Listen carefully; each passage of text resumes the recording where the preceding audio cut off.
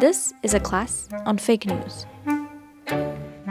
How many of you think this was a real news article? I think it's fake news.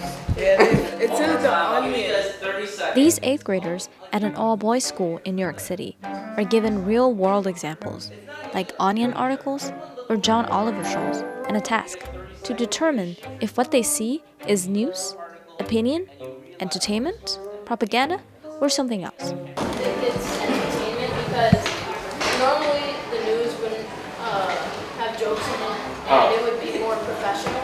The students do need more practice in decoding and identifying informational sources. Now people are just bombarded with so much high quality looking content.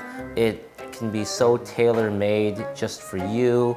It's hard to just wade through it all.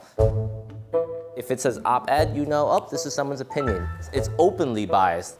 Not always though, and that's when it gets tricky. This is the first year David is teaching the course as part of his English classes. But the curriculum was developed in 2009 by a nonprofit called the News Literacy Project. It has 12 lessons and teaches students everything from how to interpret the First Amendment to how to evaluate bias in news coverage. Over 3,000 educators now teach it in more than 60 countries.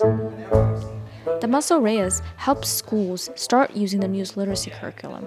We saw a real increase in demand and interest in our work after the election, certainly, but over the past several years, adults realized that their children and their grandchildren are having a harder and harder time learning what's real and what's not.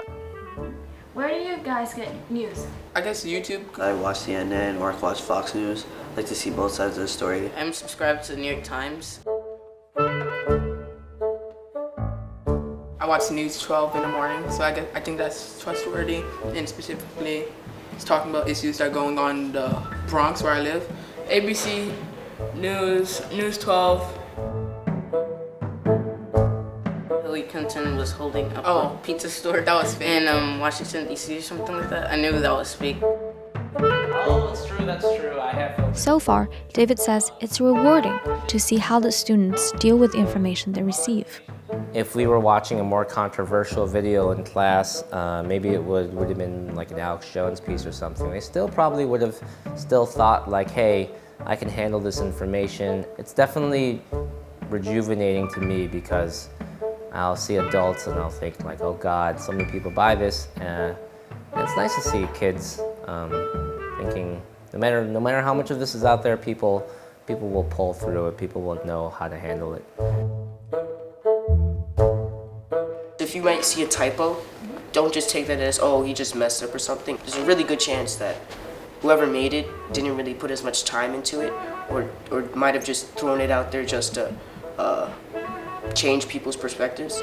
If it's a credible source that I know that has editors and stuff like that to back it, then I'll believe it's credible. But if it's one person that's just putting out content and they're giving their take on it, then it becomes, there's a little fine line between fact and fiction there. Always check your facts. I mean, do your own research to see if it's true or not.